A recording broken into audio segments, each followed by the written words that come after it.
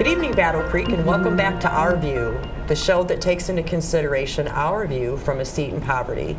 Last time we were talking with Julie Klein from Michigan Works Southwest. It's just a mouthful, it's too much. About employees and re-entering the workforce post-pandemic. And so today we have Heather joining us from Michigan Works Southwest to talk about our employers and what they're doing to try to attract the employees. Yes.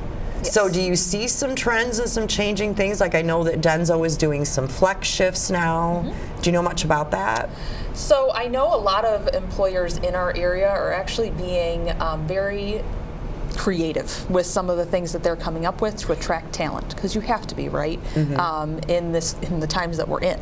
So we see a lot of employers that are doing things like offering those flexible shifts or doing some part-time hours for folks that have childcare issues or things like that and those barriers.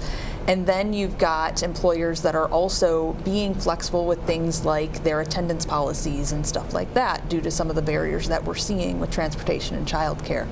On top of that, you see some employers who are also being really innovative with things that they offer. So for instance, your benefits packages and when those start and what those entail really have started to change. Obviously, you've got the pay rates that are changing as well, right? Going up. Yes. Nice. But nice sweet spots. Yes, absolutely. But I like that we're seeing in the Battle Creek area that employers are getting creative beyond that. That they're not just increasing the dollar amount, they're also changing culture and changing benefits to joining their company, because it is a tough market out there for employers right now. I think it's nice to see too that there's a trend in there's not so much getting stuck in temp world anymore. Yes. Right? So temporary staffing. A lot more employers are willing to hire you in directly in a smaller time frame. Yes. You're seeing that across the employers in Battle Creek? Typically seeing that across the board, where employers are changing their mentality around that too. Because they not only need to attract talent, but they want to retain talent. So they're really looking into developing folks and really bringing them on quicker, even if they do use a temporary service. They really are invested in the development of those employees so that they stay with them, because again, it's a competitive market. So I have seen that across the board where employers are getting a little bit creative with that. And a lot of them are doing sign-on bonuses now too. Yes. Like I know we work for our manufacturing training, we work with Marshall Excelsior Company, and they're doing a $600 sign-on bonus. So they do their training for 12 weeks with us, then they're offered a position, and then they get a $600 sign-on. And I've noticed most of the manufacturing world is offering some type of sign-on bonus. Yes, I'm seeing that too, where there's a lot of sign-on bonuses out there in varying amounts and obviously for varying positions as well and skill levels. So you are seeing that across the board in manufacturing. And part of that too is to attract the talent that they want. It's tough out there right now.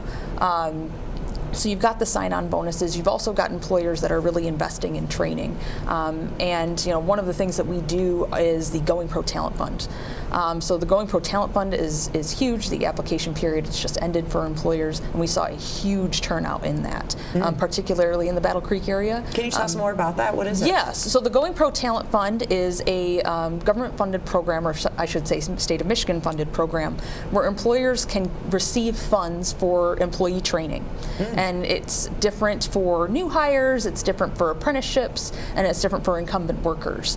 But qualified training can get reimbursed through the Going Pro Talent Fund for qualified employers. There's an application process and things like that, but it really rewards employers for being invested in employee training and employee development. There's a retention piece to it and everything like that. We've also seen an increase in apprenticeships in the area and employers getting invested in those. We partnered with KCC and other training providers to help out with those apprenticeships. And so there are apprenticeships that aren't like you go in the door and it's general labor, you're on the line, but this might be machine repair or welding or some of the other higher skilled, better paying positions. Yes, and it's not even just limited to manufacturing. Something that's really cool about apprenticeships is you don't think about, I think I saw an apprenticeship for beekeeping and stuff like that, and you've got apprenticeships in the medical field, you've got apprenticeships in education. So it's a broad area where you can be an apprentice. And that really increases employee retention, and it also increases the employee skill level. And that gives them, if it's a U.S. Department of Labor registered apprenticeship, they're able to take that certificate with them. So we actually have a member who is doing an apprenticeship right now in cosmetology. Yes. So during the pandemic, her license lapsed, and she didn't have a way to renew that license, but the state of Michigan told her, instead of having to go back to school and redo all your hours, you can find a cosmetologist with a licensed facility that will allow you to do so many hours, and then your certificate, then your license would be renewed. So she's currently doing that right now. So, I mean, there are a lot of opportunities out there. Yes. Used to be you would think of apprenticeship as I thought an electrician. union. Yeah. Yep. And that was all you ever thought about. Yep. But it's really good to hear that that's been expanded so much in our community. Yes, and it's National Apprenticeship Week. So, but you see a lot of interest in that from employers because that really builds loyalty and it builds retention when the employer is willing to invest in a program like that and invest in the development of the employee like that. Sure. Heather, how much do you see the employers, because I know in our last show we talked a lot about childcare and transportation. I mean, it was a barrier before the pandemic, but it's an even bigger barrier now. Absolutely. How much do you hear employers talking about that and what their role is in that? Constantly, especially in this area. Something that I really love about the employers that we have in the Battle Creek area is that they have a vested interest in issues like childcare and transportation. So there are, I should say, a lot of employers in the area that have an active interest, that have attended meetings, that have attended task forces for childcare and transportation. Is there anything percolating out of like even the basic transportation? Yes, and that's all I can say, obviously, as of right now. But yes, things are in the works and at least being talked about, which I like to see. It's not just, they'll just have to find childcare.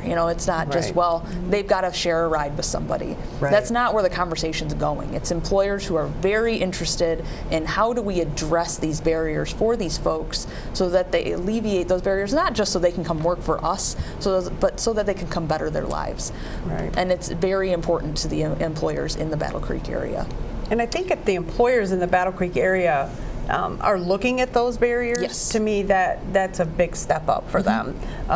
With an HR background myself, I know when I was doing this, it was, 3 strikes and you're out, no call, no show, or you would point yourself out because you missed the bus and then there was an issue there, or even the bigger capacity is that the bus doesn't even go to my employment.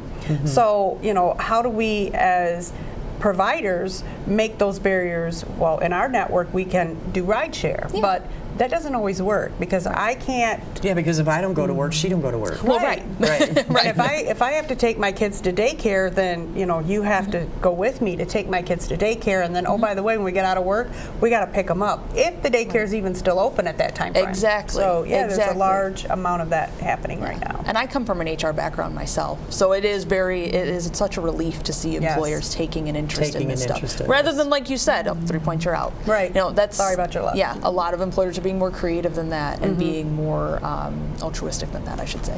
Right. All right, everybody hold on because we're going to talk about the elephant in the room. Marijuana and usage. So it's legal now in the state of Michigan. But you heard a lot of employers when it did go legal saying it doesn't matter, and for good reasons. If I smoked marijuana and then went and worked on a manufacturing line, I could get hurt. I'm not saying that people are walking around on marijuana stoned out of their gourd. Don't anybody hate me for this. Like, I'm not thinking that. Here comes the hate but I'm mail. thinking that it does inhibit my ability to perform. So in some situations, it's just not safe to go past that. But are you finding that more employers, like I just heard on the news, that Firekeepers is no longer concerned? Which, I mean, if you had a position at Firekeepers, I don't think there'd be a lot of safety issues. But what about in the manufacturing world? That Denso is now waiving that. Do you find more of them being more lenient? I would say it still depends on the company, their policies, and their concerns, right? And what because there still could be big concerns someone might come to work high and be hurt or hurt someone else. Yes. I mean, there's some jobs you just shouldn't smoke a joint and perform, right? Sure. And I would say it's still very much individualized, right? Each individual company is taking it as they review policy and things like that.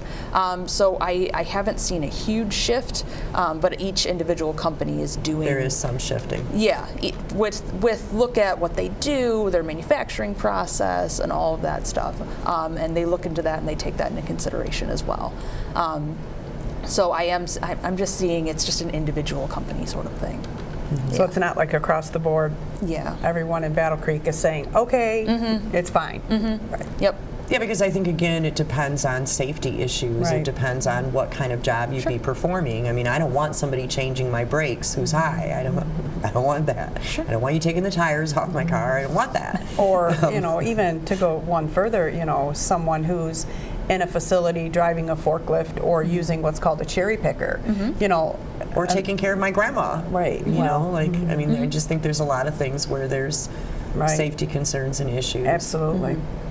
How much do you think people feel comfortable disclosing things like that? Like, I come into Michigan Works and I say, yeah, I want a job, but can you find me somebody that's okay with the fact that I smoke marijuana? Like, do people... Because, I mean, like in our location, it's a lot more comfortable setting. It's not so business-like, and so they're pretty real and honest with us most of the time. But I wondered how transparent they're being with other partners, like if they come into Michigan Works. So you're speaking from the job seeker side, how comfortable those folks are comfortable with disclosing sharing that, that. disclosing it.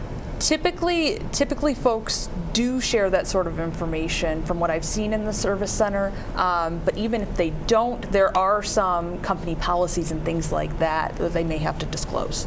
It just depends, again, on the business and the company and whether or not they do things like drug testing or background testing or things like that.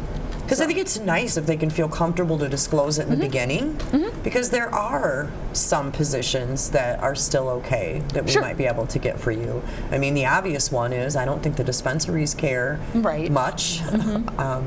In fact, I probably encourage that their employees use their products. So there are positions that you could get that would still be okay with that. And something that's great that we have in our service centers is when you come in and you talk to somebody from Michigan Works, it's not just, hey, I want to come in and I want to be a welder or something like that, and I have these barriers and things like that.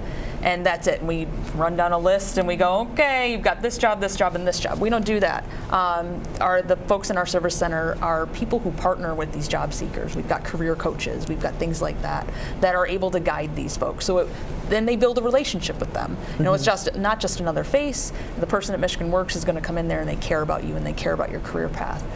So folks do disclose some things to our career coaches, and then say if I'm working with a business, that career coach could then work with me if the person authorized a disclosure and said, hey, can you find so-and-so a role? Can you speak to this company? And I could go in even one-on-one and speak to that company and say, hey, I've got this great candidate, and run However, through.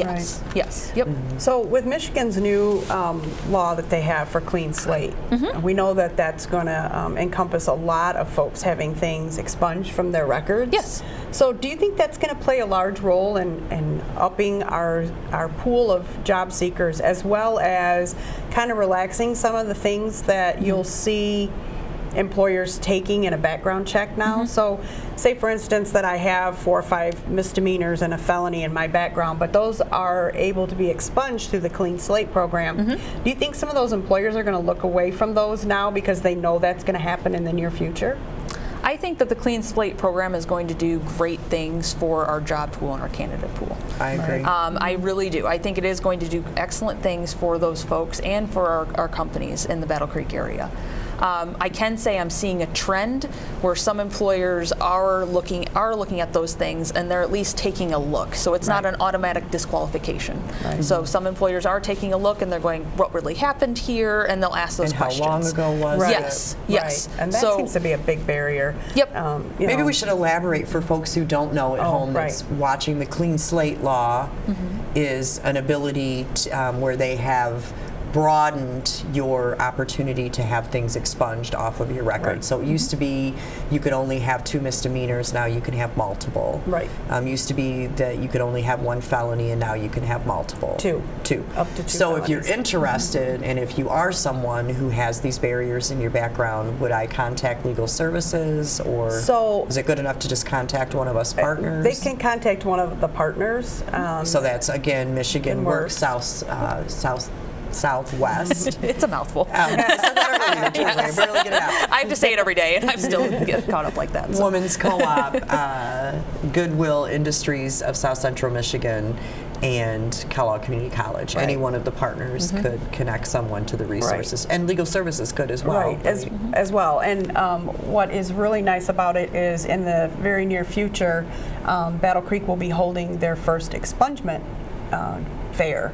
So Do you know when that's going to be? Like they set a date for they it? said February 23rd. There's some talk about we may move it out a little bit due to some timing and some logistics of that. But there'll be some publicity coming out rather quickly with that, with a small QR code that you can scan with your phone that will pre-register you, and then you'll be all set to go. They'll hook you up with a pro bono attorney.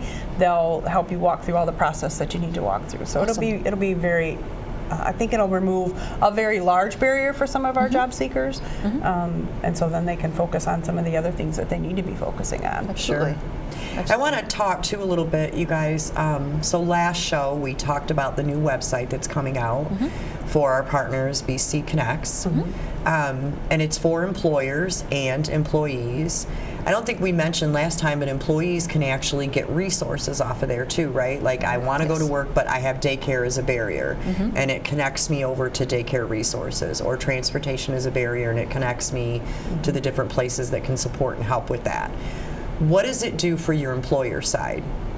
Like, is it just a place like Indeed where I can come and pluck candidates from, or?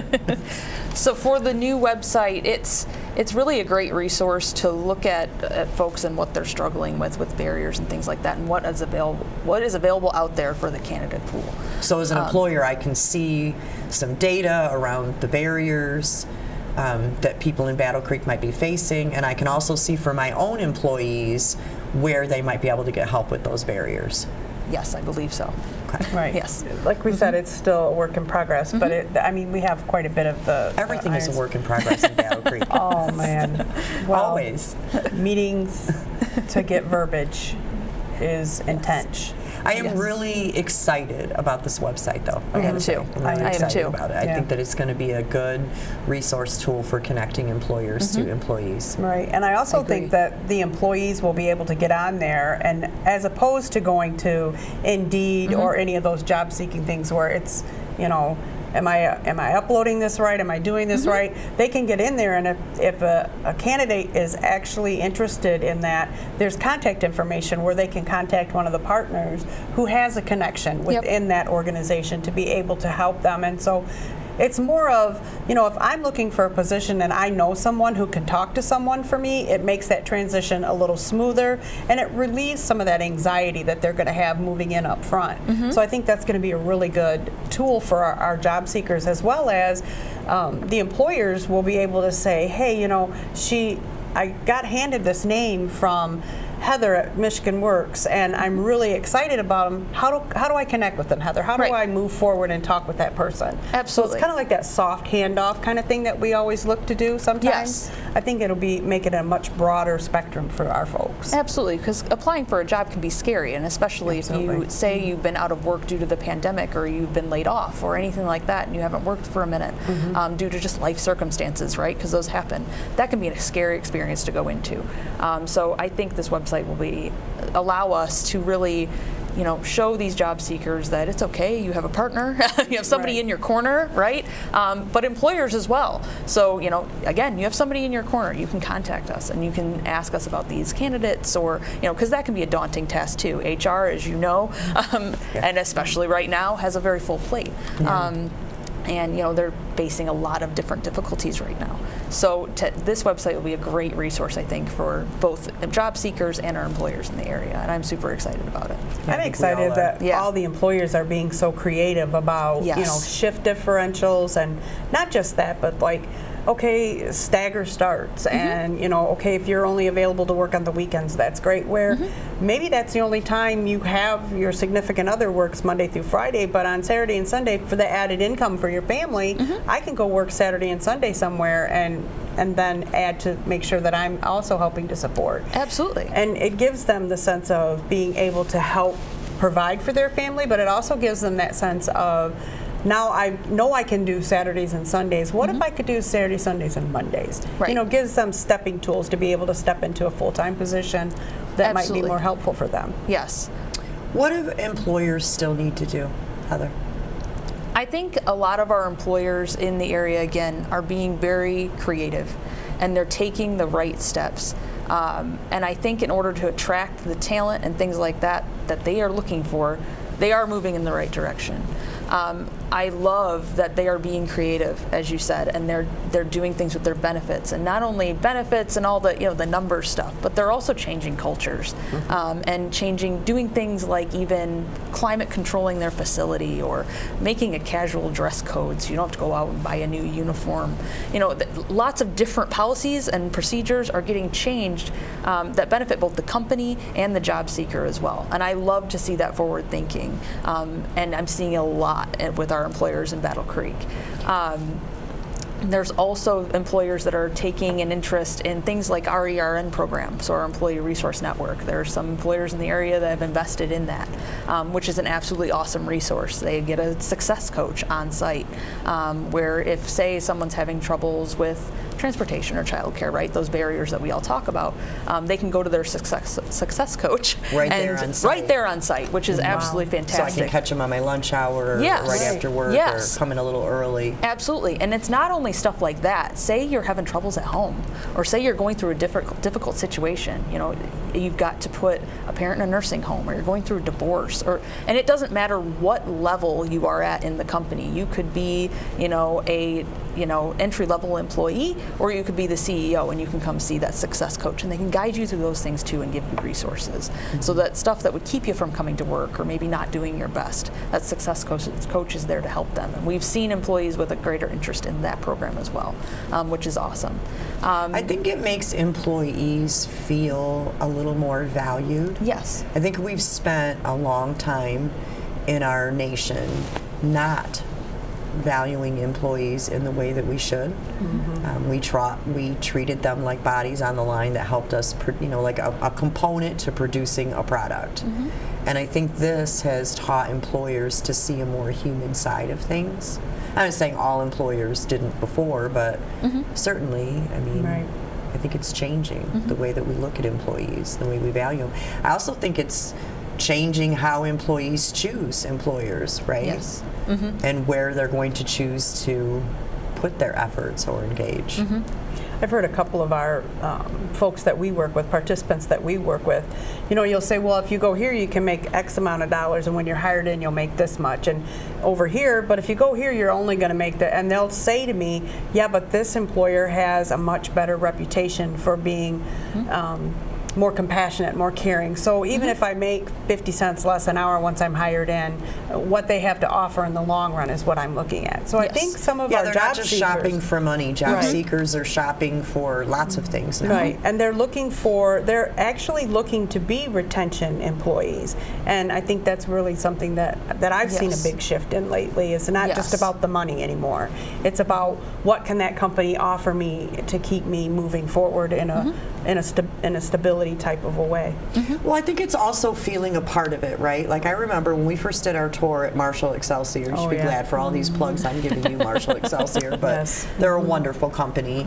But I think that one of the things that impressed me the most when we toured that company is we're walking with this woman, Jackie, from HR, and she's going through this big plant that has a lot of people, and yet she knew their names, and she was saying things like, oh, Heather, how's your grandma? To me, they were more family. It was family oriented. It was friendly. It was something that I could feel a part of. I didn't have to feel like that product on the line, that component that was developing this product, like I'm actually a piece of what we're doing here, the overall grand scheme, the picture. I Absolutely. think that's changing and shifting too. Yes, yes. And I think employers are recognizing that shift, that you can't just put a dollar amount on an employee and it's going to make them stay or retain them, especially in this very competitive market. But I'm glad to see that the employers that we have are recognizing that and are making the moves that they need to make in order to fit that shift. It just benefits everybody, really. Last question. Yes. Maybe. Okay, maybe. Local and state jobs. Do we see some shifts happening there too? Are there things open there too? You mean for things like local municipality or local government, Yeah. things like that? We are seeing some openings there. So there has been a shift there as well. Is it still tougher to access those jobs? I would say there is quite a lengthy interview process and quite a process to There's get into some those hoops jobs. to jump through. Yes. I would say that though there are some local and state employers and things like that that are taking initiative to try to remove some of those barriers or things like that. But for state and local, you're still seeing some of those barriers there. So what do you think as we come into this mandate of vaccinations and the boosters that are available now, do you see a lot of your employers saying we won't require that across the board, or is it a mixed bag of it, or how are our employers looking at it in our community? I would say that employers are treating that, it's an individual basis, and again, it's kind of like the marijuana question, correct? Like, they are treating it on a case-by-case basis. Each employer is different. A lot of our employers are also seeking guidance from MIOSHA and waiting on guidance from that before they make really any policy changes or things like that. So I can't say across the board a policy change that has really taken effect. Each employer is really doing everything that they can within MIOSHA guidelines. Well, because it's challenging as an employer too, right? Because I need the employees, Right. but I also need to keep all of my employees safe. Sure. Which might not be if everybody's not vaccinated. Right. Well, Heather, thank you so much. Thank you for so much joining for us having me. today. Lots of good information. Thank you. Yeah, absolutely. Yes. And so you also have something at Michigan Works called Employer of the Day. Yes, that we is do. on Mondays, correct? We can do them actually at any day. So if an yes. employer was interested in making some connections to Michigan Works, Yep. because I know we did it one week, you can just come be the employer of the day. Yes. And get to talk to folks coming in the door. Yep. Potential Yeah. candidates. It's a great opportunity for employers and for folks to meet either people face to face, or we can do them virtually too, so we can be creative. And then we can do them as it fits everybody's schedule, but it doesn't have to be Mondays. We can work out something with those employers. But it's a great opportunity to talk to job seekers one-on-one, really get to know them. And then on site, we also have things like resume builders and stuff like that for these job seekers. So it kind of connects all of those services into one. So if I was an employer and I wanted some of these resources, I Yes. just can dial me up my Michigan Works Southwest, and You got somebody it. there is going to be able to direct me to You got it. Yep. how I can be connected. Yep. And employers who want to get connected to this new website, are we going out to recruit them, or we're all looking at Val because she's been going to those meetings. We don't have the answer to that I yet. don't know Yes. that one yet. Okay, so stay tuned. to Yes. get you the Look for answer that to one. Yeah, Yes. we'll tell you. Thank you so much, Battle Creek, for joining us. I thank hope you. that this was Thank you. helpful in helping employers and employees connect and help everyone go to work in Battle Creek in something that they love doing, get paid well for, and enjoy. Thank you so much.